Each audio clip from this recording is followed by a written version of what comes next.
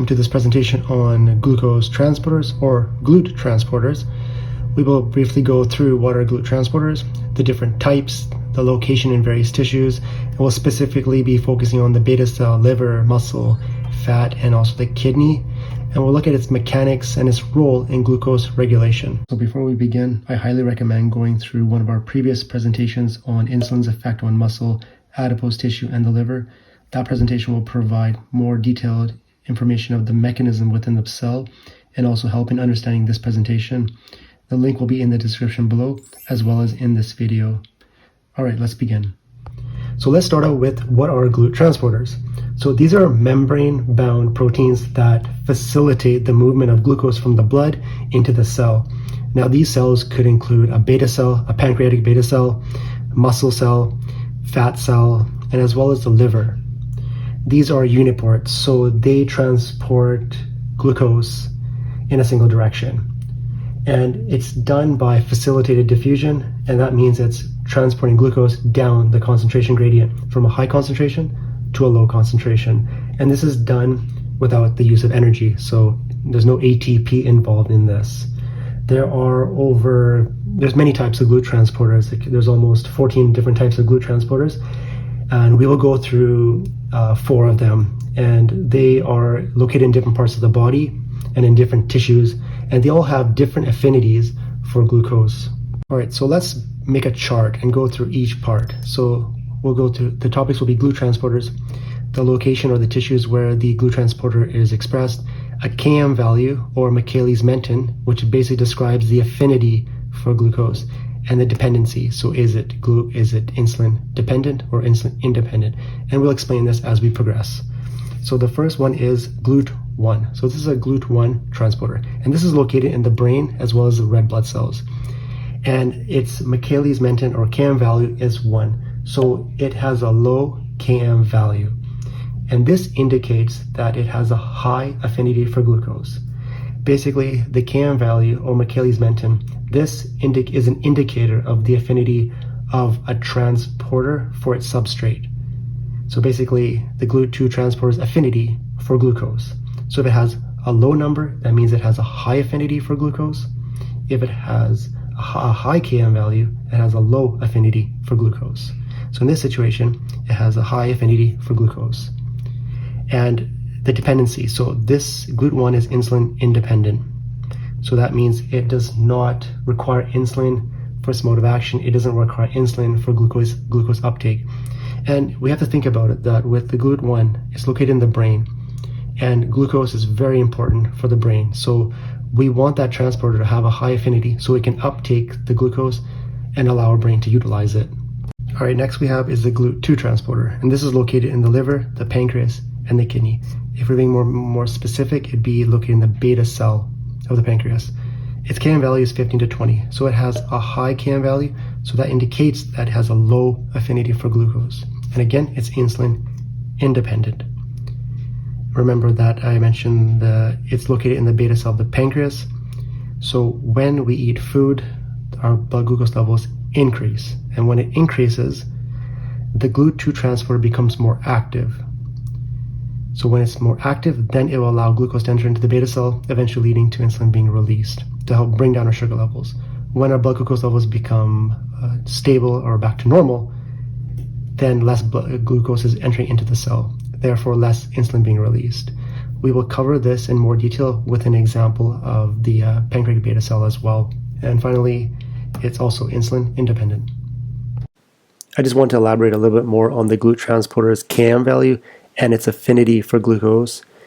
And we'll start with the GLUT2. So we know that it has a high Km value and a low affinity for glucose. So that indicates that the GLUT2 transporter is most active, or in other words, it transports most effectively at high glucose concentrations. The importance lies in the fact that after a meal, the glucose concentrations increase. And this is when the GLUT2 transporter will transport glucose into the pancreatic beta cells so that insulin can be released. Now, on the other hand, with the GLUT1 transporter, it has a low Km value, which indicates it has a high affinity for glucose. So the GLUT1 transporter can still transport glucose to vital organs even at low concentrations of glucose. And this is especially important for the brain, neurons, and also the red blood cells. All right, next one is GLUT3, and that is located in the brain. It has a low Km value, and again, that indicates it has a high affinity for glucose, and it is insulin independent. And the key point here from this is that GLUT1, 2, and 3, they're all insulin independent. They do not require insulin for its mode of action. It does not require insulin for glucose uptake. Let's move on to GLUT4. All right, next we have is the GLUT4, and it's located in the skeletal muscle, adipose tissue or fat cells, and also the cardiac muscle. Its Km value is classed around medium, and it is insulin dependent. So the key difference here now is that it's insulin dependent. It requires insulin for its mode of action. It requires insulin for glucose uptake. We will go through some examples as well to better understand this. Now let's go through some examples of these GLUT transporters on specific tissues, mainly the GLUT2 and the GLUT4. And we'll go through an example of on the pancreatic beta cell, skeletal muscle, fat cell, as well as the liver. All right, so let's go through an example of a GLUT2 transporter within the beta cell. So here we have a hypothetical example of a pancreatic beta cell, and we have the blood vessels here. Just to reemphasize again, the GLUT2 transporter, it has a high Km value, about 15 to 20, and it has a low affinity for glucose. And it's insulin independent. So it does not require insulin for its mode of action. It does not require insulin for glucose uptake. So normally when our blood glucose levels are stable, the GLUT2 transport is less active. Now, for example, let's take the example that a person has eaten their food and their blood glucose levels increase. Now, when the blood glucose levels increase, this is when the GLUT2 transporter will become more active. Now that our blood glucose levels are high, the GLUT2 transporter is more active, and that will allow it'll uptake the glucose into the beta cell. Now, let's just go through the brief mechanism of what happens within the beta cell. So glucose will go through glycolysis, and the product is pyruvate. Pyruvate has a lot of energy still stored in it, and that will continue on, and we get acetyl-CoA. And acetyl-CoA will go through the Krebs cycle. And the end product that's really important is the ATP. Again, ATP is just energy. So we have ATP. And now from here, ATP will act on specific channels, and that is the ATP sensitive potassium channel right here. And what it's going to do, it's going to block it.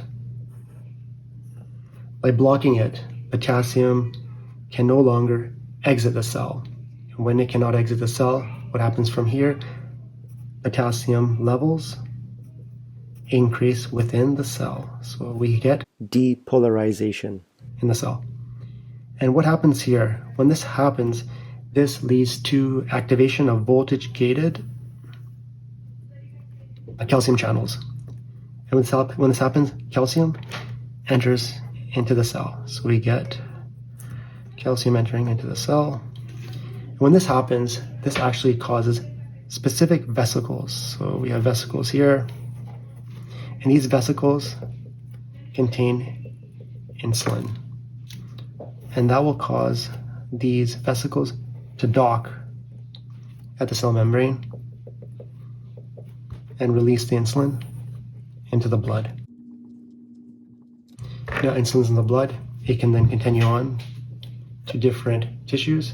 It could be the liver, it could be the muscle, and we will go through those tissues as well. Now, when insulin is released, it's going to bring down our blood glucose levels. When our blood glucose levels decline, so now blood glucose levels are normalizing. So when this happens, the GLUT2 transporter becomes less active. When it's less active, less glucose is entering the cell. You get less of this mechanism here, and you get less insulin being released into the blood. And from this, you can see that the GLUT2 transporter is almost acting like a sensor. When our glucose levels are high, it's active, and it leads to insulin being released. When our blood glucose levels are normal or stabilized, it becomes less active. And that's very important here with the pancreatic beta cell.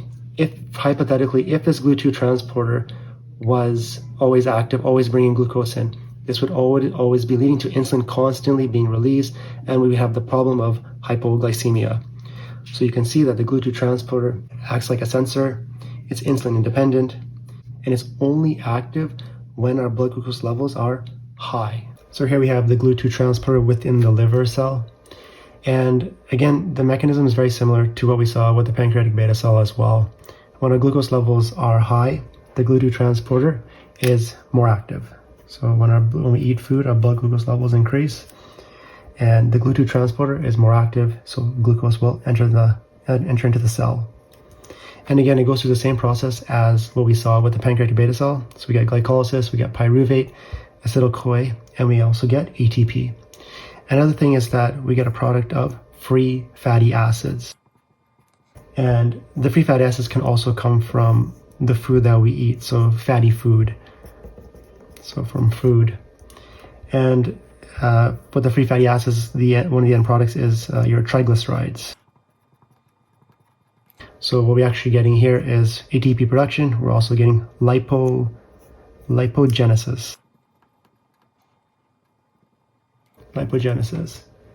And furthermore, there's also another pathway that glucose will go down, and that will be the glycogen production. So that's glycogenesis. We get glycogen. So we have a couple of different mechanisms occurring here. So again, when our blood glucose levels stabilize or become more normal, the GLUT2 transporter will become less active, and then we'll get less of these mechanisms occurring as well. Now, I'd like to point out one thing here is that we have another receptor here, and this is the insulin receptor. Remember, insulin receptor is a tyrosine kinase receptor. And when insulin binds to its receptor, it leads to secondary messengers. The key secondary messengers are PIK3 and AKT. We won't go into details of them, but these are secondary messengers. These play a role within the mechanism of the cell, and they also impacting on the glycogenesis as well. The insulin, when it binds to its receptor, it has no impact on the GLUT2 transporter. Remember, the GLUT2 transporter is insulin independent. It does not require insulin for its mode of action. Insulin has its action on the cell by binding to its receptor, but it does not impact the GLUT2 transporter. So again, just as we saw in the pancreatic beta cell, the GLUT2 transporter in the liver also is acting like a glucose sensor. Let's go through the GLUT4 transporter within the muscle cell and in the fat cells. The concept is generally the same for the muscle cell and the fat cell with a few variations, and we'll go through that as well. So here we have a blood vessel right here. We have insulin, and we have glucose in the blood. And right here, we have a cell membrane. So first, what's going to happen is that we have insulin, which is in the blood. We want to get the glucose into the cell. Remember, on the muscle cell and fat cell, there's no GLUT2 transporter. So in order for glucose to get into the cell, we need the GLUT4 transporter. And for that to happen, insulin, the first step here is that insulin is going to bind to its receptor. And when insulin binds to it, this causes a cascade of events, signal transduction events, and it leads to production of secondary messengers. Now, when this happens, these secondary messengers play a critical role here in that they're going to cause a vesicle which contains GLUT4 transporters. So right here, we have a vesicle and it contains the GLUT4 transporters. So these are the GLUT4 transporters.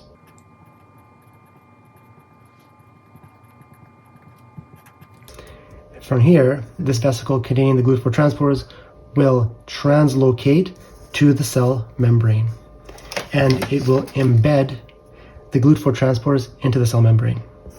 So now we get this. Now we have the GLUT4 transporter within the cell, and glucose can now enter into the cell. So now we have glucose in the cell. Again, with glucose, it's going to go through this very similar mechanisms that we saw in the beta cell as well as the liver. For example, be the ATP production. Now we should move over to what will happen in both the muscle and in the fat cell, the slight differences. So let's just separate it. So this side we'll just put muscle, and this side we'll put fat. Everything is done on one page, but these will be the slight variations. Within the muscle and the fat cell, you will get ATP. Now within the muscle, we're also going to get the glycogenesis, so the storage form of glucose. We also get amino acid uptake and protein synthesis. And how that happens is that these secondary messengers that we have just pointed out right here, they will cause a transporter, amino acid transporter. So we're going to make it red. So this here is amino acid transporter. And these secondary messengers will cause amino acid transporter to transport amino acids from the blood.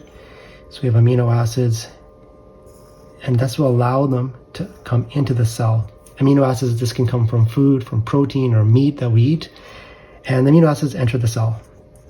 And then we get peptides, and then from there we're getting the final product of a protein. And this is what leads to muscle building.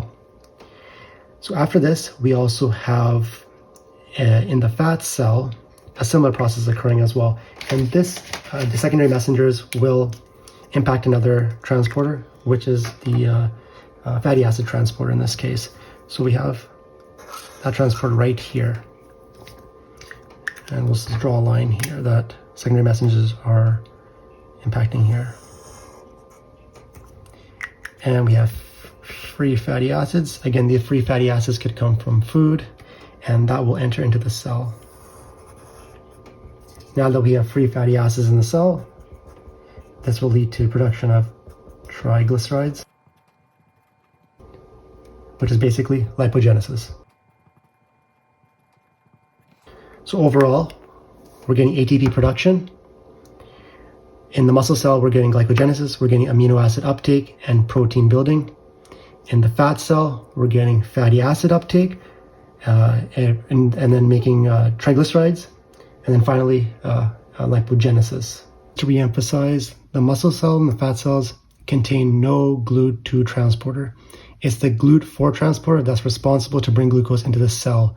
It first starts out with insulin binding to its receptor. Secondary messengers are produced, and this causes the GLUT4 transporters to be embedded into the cell membrane, which finally allows the glucose to enter into the cell. And from here, we can see that the GLUT4 transporter is insulin dependent. So the GLUT4 transporter depends on insulin's mode of action in order for it to be embedded into the cell membrane. All right, so let's look at the GLUT2 transporter within the kidneys, more specifically the nephron. So here we have a nephron. And remember, blood is going to flow into the Bowman's capsule where it's filtered. And this is where urine is going to start its journey. So it's going to go this direction. And that's going to begin in the proximal tubule, the S1 and S2 segment. This is going to be our focus. So urine is going to follow this direction. Again, in urine, there's going to be glucose, there's going to be sodium, there's going to be different ions, and it's important that glucose is reabsorbed so our body can reutilize it. So let's focus our attention on the proximal tubule, specifically the S1 and S2 segment. So here we have urine flowing, and we're going to take a close look over here. So urine flowing this way. So in the urine, there's glucose. So in the beginning of the proximal tubule, there's going to be a higher concentration of the glucose. So here we have a higher concentration of glucose. And that glucose is going to be reabsorbed. And the journey here is going to start with this SGLT2 transporter. Again, it's going to be transported alongside sodium, so glucose will enter as well as the sodium. Again, this is done by active transport. So glucose enters the cell. And here we have the GLUT2 transporter. Remember, the GLUT2 transporter has a low affinity for glucose, and again, it's insulin independent. Insulin is not required for its mode of action. So like I mentioned, the glucose concentration is high here. It's going to flow in here, and glucose will then pass through the GLUT2 transport and get reabsorbed. And again, the GLUT2 transporter is moving glucose by facilitated diffusion. So it's going down the concentration gradient from high concentration to low concentration. Since the concentration of glucose is higher, the GLUT2 transporter is active. So it's going to allow the glucose to flow and be reabsorbed. Now, the glucose will still continue down the tubule as well. And then we will progress to the S2 and S3 segment of the tubule. So here we'll have different transporters playing a role. So here we have the SGLT1 as well as the GLUT1 transporter. Remember, the GLUT1 transporter is, it has a high affinity for glucose. And again, it's also like the GLUT2, insulin independent, does not require insulin for its mode of action. So again, the same process occurs that glucose is transported alongside the sodium, and the glucose will then enter through the GLUT transporter and be reabsorbed. Again, just to mention that with the S1 and S2 segment, with the SGLT2 along with the GLUT2 transporter, these play a role in about 90% of glucose reabsorption, whereas the S2, S3 segment with the SGLT1 along with the GLUT1 transporter play about a 10% role in glucose reabsorption. I just want to mention one key point with the SGLT2 transporter. Remember, this is a key target for SGLT2 inhibitors. These medications block this transporter. By blocking it, glucose is not going to be reabsorbed back into the blood. The glucose instead will pass through the urine and be excreted. We will cover SGLT1 and SGLT2 transporters in a separate lecture, and that topic will be on SGLT2 inhibitors. So stay tuned for that presentation. All right, that concludes the presentation on GLUT transporters. I hope you found this video helpful. Don't forget to subscribe for more videos like this. And again, thanks for watching.